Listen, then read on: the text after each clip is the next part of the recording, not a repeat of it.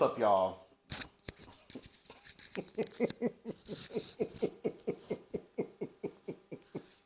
All right, so listen.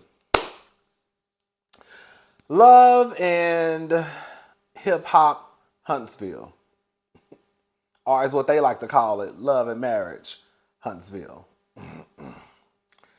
Let me just go ahead and just address some things, okay?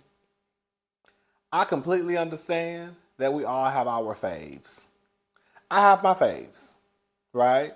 Y'all know I go up for Kimmy. Y'all know I go up for Kenya Moore. Y'all know I go up for, I have been telling y'all since Wendy even appeared on, when she first appeared on Real Housewives of Potomac, that I go up for Wendy. Y'all know I like Candace. Like I don't make those things. There's no way that nobody could not know that unless you're just new to the channel. Then you would not know. But those who have watched some of my reviews over time, specific shows, then you would know who my faves are, who I go up for, right? So I get it. We all have our faves. But I believe that even with the women that I just named being some of my faves, I still try and be objective. I still try and be fair. And if I see something that comes across as a problem to me, then I call it out.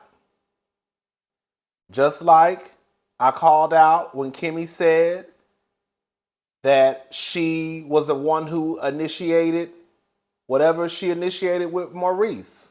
When she took her son to get his haircut, she saw him on Facebook, and I was like, Kimmy? Right? I talked about Candace and Chris for a whole season, having that wedding, but living in their mama house. Nobody said nothing. Okay? Y'all went up for that when I was talking about Candace. I've questioned Wendy's friendship to Candace. I have talked about Kenya and that man that she decided to marry and procreate with. So I try and be fair. Okay? And then, even with the girls who I don't too much care for, right? Do I dislike Melody Holt or Melody Cherie the way that I dislike Curtis, Dr. Jackie's husband? Michael? No. Is it something about Melody that it still gives me hope that I can come around to being Team Melody or just liking Melody, period? Yeah. Because again, she's not at the top. She's not even in the middle. If I had to say is Michael, Curtis, Phaedra, Portia, when you start accusing people of what they accuse Candy and Todd of, I can't get past it. But girl, clearly Candy and Todd over it. So why am I still holding on to something? Hello? It's just I just can't get with Melody's personality. That's all that really. It's just a clash of personalities. That's it. And she probably can't get with mine if she ever, knew who I was or met me. I don't like her. Okay, well, girl, the feelings is mutual, child. Next case, But even with me feeling the way that I feel about Melody, I still feel like I try and be fair. Like I feel like I'm fair, not try. I feel like I'm fair when it comes to Melody. I really do. When I think Melody did something that I agree with, I say, yeah, I actually agree with that. When she does something that I don't like or I don't agree with, I say that too. I said all of that to say this. I get that some of y'all are going to be Team Melody to the day that you die. And that is okay. Okay? Because I'm Team Kenya to the day that I die. But I feel like the difference between some of us, not all of us, I feel like the difference between some of us is that some of us are willing to, even when we like someone, still call them out on what we think is okay. And I think there are some people out there who are so team, whomever it may be, that they will not call out what this person does. And if you say something about this person, then all of a sudden, girl, you become biased, right? You become unfair. When the truth of the matter is, girl, what happens is when when our opinions don't align with yours, then that's when the name calling starts. That's when oh, you're biased. Oh, you're showing favoritism.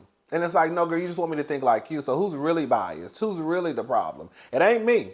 Because when I see a problem amongst anyone on any of these shows, I call it out. Now, I also can say that in my calling out people, of course, if I love Kenya, even though I see something that, we'll just keep it on Love and Marriage Huntsville. Of course, I love Kimmy.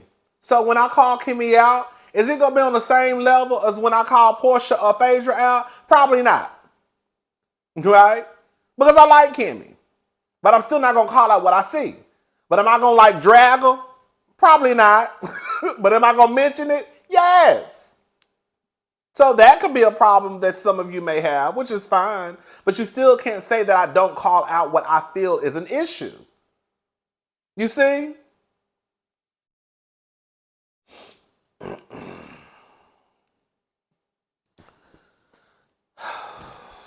Listen. I know that some of y'all keep up with Love and Marriage Huntsville outside of the show. I'm not one of those girls, okay? I peep in and peep out, right? If I see Ariane has made the blogs, then I'll touch on it.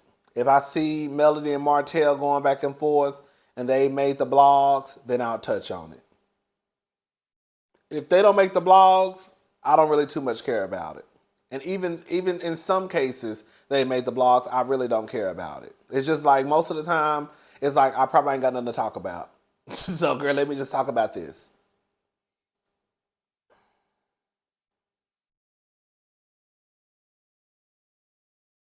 I get stuff wrong sometimes.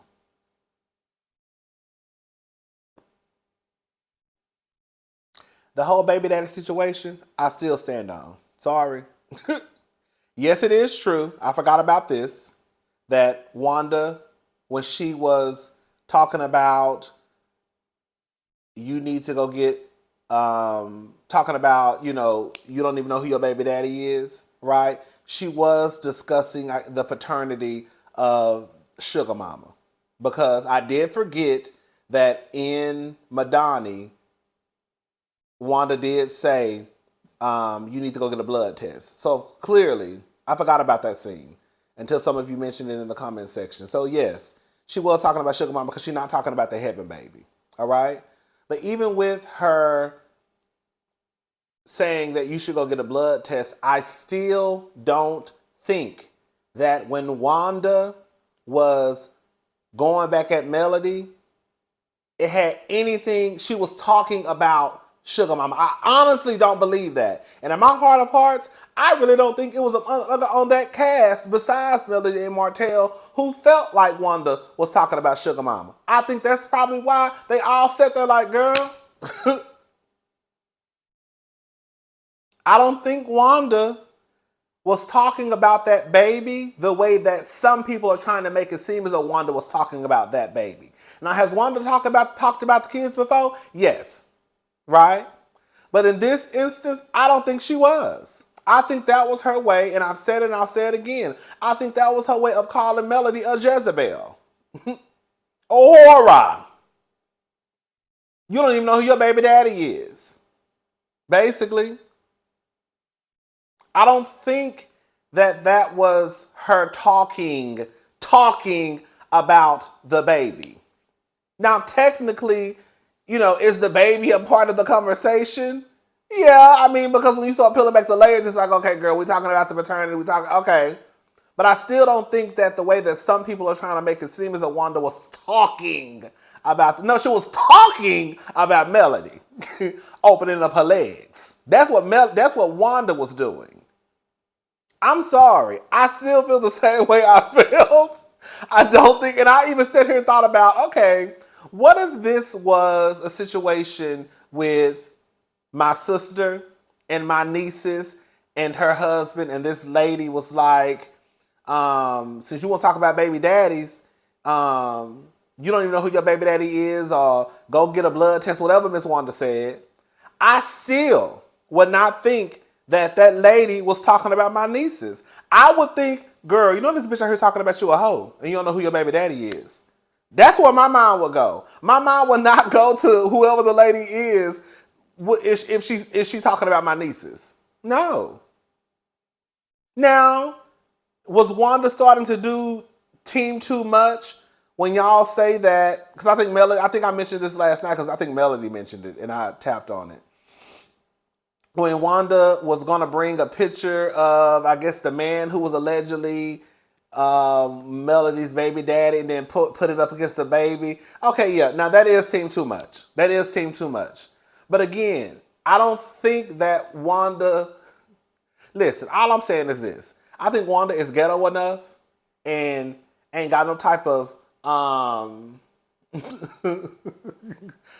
Girl, I just think she ghetto enough to just come out and say if she gonna talk about some kids. I don't think Wanda is the type of person that will go around the bush up the street and try to talk about your kids through the mama. No. I think if Wanda wanted to talk about the kids, she gonna talk about the kids.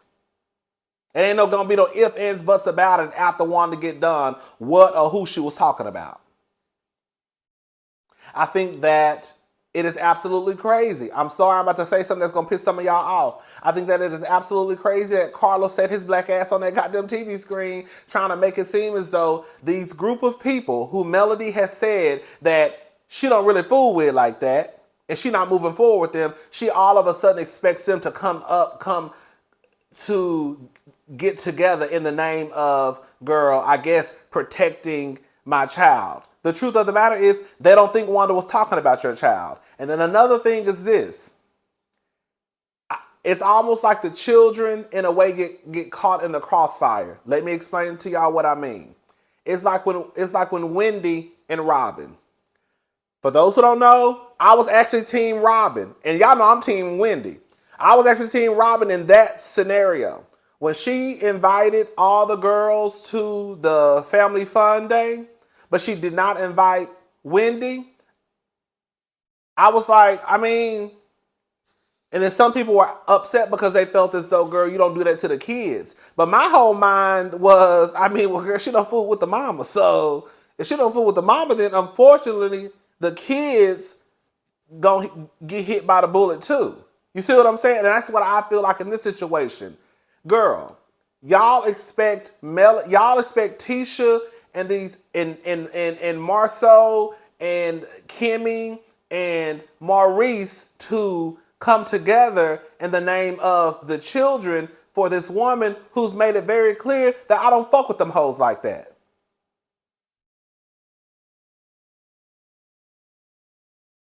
So why would they then turn around and be like, yes, Wanda is wrong? One, they don't think Wanda wrong. Two, girl, just like Tisha done said, girl, you said you said I'm your enemy. So at that point, even if my mama was wrong, I'm still not gonna say she wrong because, girl, I don't even fool with you like that. That's what I mean by the kids getting caught in the crossfire. I'm sorry, y'all. That's just how it works in my mind. Melody has made it painfully clear that she don't fool with them like that. So then how can you then turn around and expect these same people who you have deemed as your enemy, you don't fool with, like she told Maurice, you don't even know me like that, right? Then all of a sudden, girl, they supposed to come together and be like, girl, and then you expect Tisha to turn against her mama in order to, it don't, like, to me, the math don't be mathing sometimes.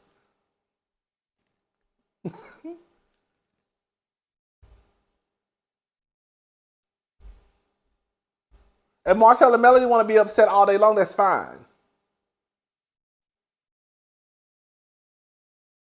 People say that, what about when Sugar Mama gets older and sees that Wanda said this? Sweetie, all I'm saying is this. Those kids are going to be too focus on what their daddy did to their mama to even give a damn about old ass Miss Wanda. By the time them kids get old enough, Miss Wanda gonna be about what, 70, 80. At that point, if they are looking at any type of shows, or if I'm just saying 18, I just put 18 years. That's what I was thinking in my head. So if they come across anything in 18 years, or Sugar Mom comes across anything in 18 years, it's gonna be more so the focus is gonna be on her daddy, on how her daddy treated her mama. Let's just call a thing a thing. Okay. Kimmy and Mel. Kimmy and Mel ain't friends. I don't give a damn what none of y'all say.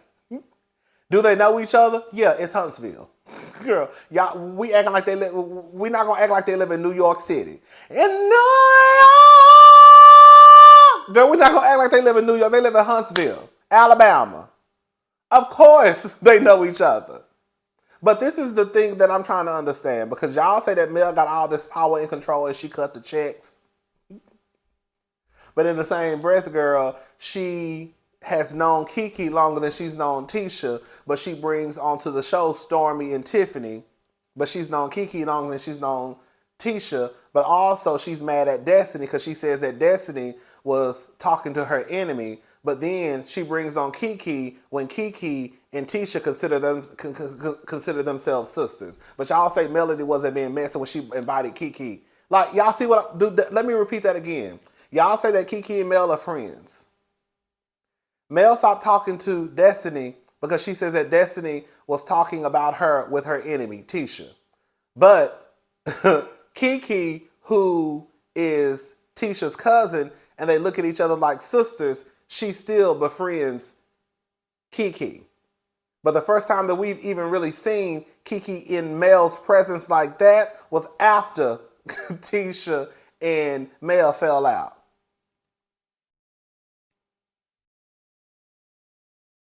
Why Mel ain't brought Kiki on as a friend of the show like she did Stormy and Tiffany? Since she got all this power control and she cut the checks.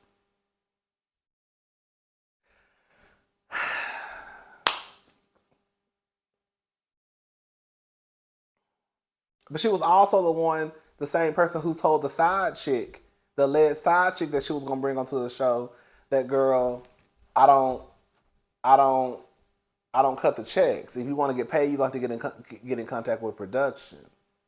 Which leads me to another thing, girl. I'm sorry. I just feel like, girl, when people call out Mel on the stuff that she does, y'all have a fit. Melody was going to bring an alleged side chick on the show. And I haven't heard anybody be outraged about that on Twitter, online. Girl, can you imagine if Tisha would have brought Ariana to the show, season 2 or 3, how y'all would have probably been off with Tisha's head? But Melody can sit here and say that, yes, I was going to bring this woman onto the show who alleged she had an affair or a relationship with Marceau, and nobody says anything.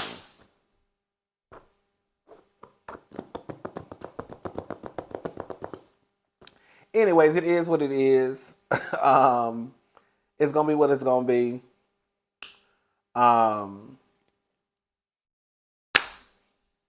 Yeah. I mean, is there really anything else that I need to kind of touch on? No. I think that's pretty much all I really have to say. Yeah. All right. What else we talking about? But yeah, let's move on, child. Girl, y'all go, girl. I know y'all gonna be mad, girl. Don't be talking about you. Talk about my man. Don't be talking about no male. Girl, don't be talking about no male, girl.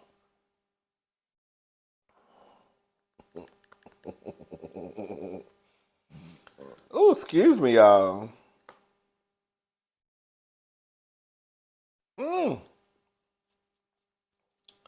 All right. So, planned collab between Beyoncé and Britney Spears will no longer happen. This is so sad, y'all. Oh, I would have caught my life. Beyoncé reportedly invited Britney Spears to star in a new music video, but the partnership never materialized, according to numerous Page Six sources. It is unknown why the appearance is no longer happening. Would you have been here for a B and Britney collab? Baby, yes. Girl, you know what? I don't think Britney may be in the healthiest space, in the moment, Um, I'm trying to be, careful with my words. I don't think that Britney is in the healthiest space at the moment. However, it would if Britney was still in her "I'm a slave for you" era. Ooh, girl, girl, I tell you one of the most. Let me tell y'all something. Let me get this white bitch her flowers right now. Britney Spears, okay, one of the most iconic, girl, legendary performances, girl, ever on TV, girl, is "I'm a Slave for You" at the MTV, girl, Music Video Awards. When I tell you, if y'all have, for the young hoes, if y'all have not seen Britney Spears, girl, perform, girl, go watch Britney Spears, girl, MTV, girl, Video Music Awards performance of "I'm a Slave for You," and you will catch your entire existence. I'm telling you. I'm not telling you what I think. I'm telling you what I fucking know. Girl, that's when Britney was in her. I'm spitting all in y'all face. That's when Britney was in her bag. I'm in my bag. Yeah, that's when Britney was in her bag. Britney was in her bag for real. Shout out to Britney. Give Britney her flowers, cause yeah, give Britney her flowers, cause just give Britney her flowers, cause Mama be going through stuff. Mm-mm. Mm-mm. All right. So, custody battle. Mariah Carey wants custody of twins with ex-husband Nick Cannon after he welcomed baby number 12. Mariah Carey is eager to gain primary custody of her twins shared with ex Nick Cannon. RadarOnline.com has exclusively learned, as insiders claim. Um, his growing made her sing a different tune about having Moroccan and Monroe full time. The Wild and Out host recently welcomed his 12th child, a daughter named Halo Marie, with Alyssa Scott. The pair also shared late son Zen, who sadly died of brain cancer when he was an infant. As we previously reported, Cannon's 11th child, his third with Abby De La Rosa, arrived a few weeks ago. He also shares a son with Bree Chisi, a daughter with Lanisha Cole, and three children with Brittany Bell, making up his blended family. A source says that although Carey and Cannon have had a joint custody agreement since their 2014 divorce, she's going to petition for primary custody. The reality of the situation that Monroe and Moroccan are usually with Mariah anyway. Nick doesn't see much of them, said a source, noting he is a doting father and makes attempts to see them as much as possible. The source further clarified, but she wants to put him on notice that he just can't fit in and out of their lives while he attends to his other children, and she wants legal standing as the twins' primary caregiver. Carey isn't trying to punish Nick. The insider clarified, revealing the Vision of Love hitmaker feels compelled to do what she feels is best for their children. RadarOnline.com has reached out to reps for Carey and Cannon for comment.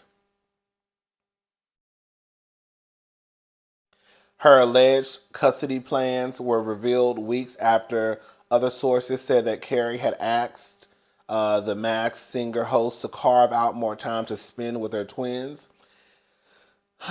Cannon, for his part, recently addressed his commitment to his family and was candid about the difficulty of balancing his career with fatherhood during a recent episode of Paramount Plus series, The Checkup with Dr. David Angus.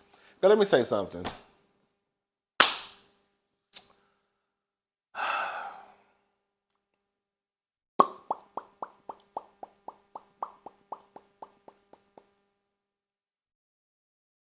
Mariah has every right and reason to ask for primary custody of those kids. The truth of the matter is, oh, my nose itch. Ugh.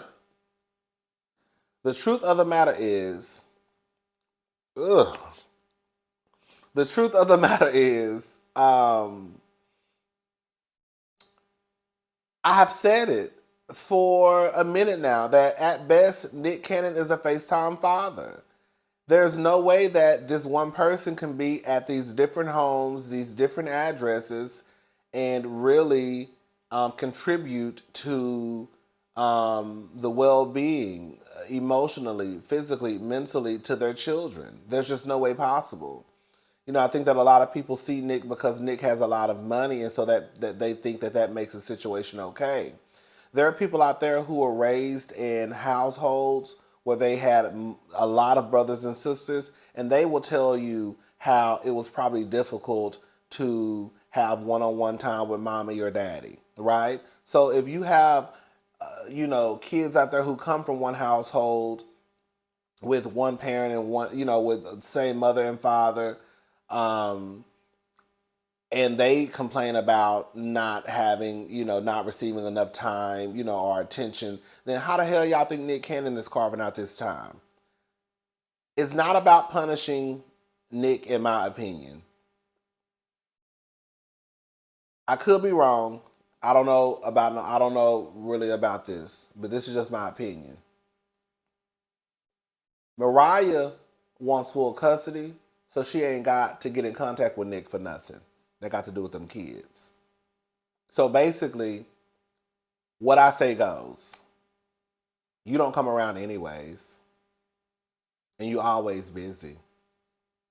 So if I decide that the school that I have them in now, I think that it's best for them to go to another, school or to be a part of another educational program, then I don't have to get in contact with you to sit and talk about the pros and cons. I've already did that myself, and this is what I'm going to do. That's what that's about. And I fully believe that if someone has, because even though it's on paper that they have joint custody, I think it is, right? I think that's what I just read. That don't mean nothing. That don't mean nothing. How many mamas out there have joint custody, but they actually have full custody? You know what I'm saying? Like, my mother raised me, right? My daddy used to pop in and out. My daddy ain't have no I'm not saying that this is what he did. I'm just saying if he did it. My father would have no business trying to come into my mama's world or my world trying to regulate shit. Well, this is what I think is best for him. Girl, you don't even take care of him. I take care of him. That's what I mean when I say I think Mariah just basically, yes, girl, I'm making all the decisions. I'm the primary parent. This nigga don't never come around. Girl, he has 12 kids. Okay? And how many addresses does he have to float around to? No. I'm just gonna be I want primary custody, so when it comes down to whatever decisions that need to be made about the kids, I don't have to consult that nigga. It's up to me. I remember Khalees was talking about this one time, about how Nas would pop in and pop out, right? And Khalees would be like, girl, we have a schedule. We have a regular scheduled program over here. You want to pop in trying to regulate shit. That's not how it works. So I'm not mad at Mariah. Do what's best for your kids. Do what's best for your mental. Because if you have them most of the time, and again, there ain't nobody out there going to be able to explain to me that Nick's spending time with his kids. Not with 12 at different addresses. Ooh-wee. Ooh-wee. I got a stupid girl. They call him stupid girl. But when I love him like I do, I'd be a fool. You'd be a stupid girl. Don Cheadle reveals he only had 2 hours to decide if he wanted to accept 6-movie Marvel deal. Don Cheadle had to quickly decide if he wanted to join the Marvel franchise, taking over for Terrence Howard in the 2010 Iron Man 2. Don Cheadle made his Marvel acting debut as James Rhodes, aka War Machine. However, despite how popular Marvel projects are, Don had just 2 hours to decide whether or not to join the cast and commit to a 6-movie deal with a production company. During a recent interview, Don recalled, "I was at my kid's laser tag birthday party. They called me and said, 'This is what's happening, and we're giving you the offer. If you don't say yes, then we're going to the next person. This is going to happen very fast.' So they said, 'Why don't you take an hour and decide if you want to do it?' It was a 6-movie deal. In an hour, I have to decide. When I came to the characters, when it came to the characters' backstory, at the time, Cheadle remarked that the studio representatives claim that they don't know any of that. He continued, 'I said, I'm at my kid's laser tag party.' And they said, 'Okay, take 2 hours.' So we played laser tag for 2 hours, and I was talking to my wife, and we thought about it, and I talked to my agent and tried to get as much information as we could." Girl, that would piss me off, low-key. I get business is business and time is money and all that good stuff that they say. But can you imagine somebody calling you? And girl, you hear these horror stories all the time about these companies, these production companies in Hollywood taking advantage of these people, girl. You mean to tell me, you don't tell them what you're probably signing, right? Because sometimes you might be signing paperwork where they say they own you until this 6-movie deal is done. You can't make no other movies, or you can't make no movie that's even close to a superhero movie. Like I feel like there's a lot that comes with this, and when someone calls you telling you, girl, you have to make you have a decision, 2 hours to make a decision over a 6-movie deal. You know how long 6 movies can be stretched out? 6 movies can probably span over 15, 20 years. You see what I'm saying? They came out with Black Panther. Well, that might not be a good example because Chad passed away. But they come out with a movie, and then you might not get the next movie to what, 3 years later? Girl. And then the next movie, what? If it's, like Spider-Man, right? So that can span over how long? And you want me to sign this deal? No telling what's in this paperwork. No telling what y'all trying to trap me in. I don't be trusting people. I would have been so upset. I would have been feeling blessed and upset at the same time. Grateful, but upset. 2 hours, girl. You got to give me longer than that, girl. Girl, I gotta go over this paperwork. Girl, I gotta get in contact with my lawyer. Girl, I gotta get in contact with my agent. Girl, we need to read this. Well, they need to read it. That's what I'm paying them for. Okay? All right, y'all. I'm gone. I'll talk to y'all later. Bye.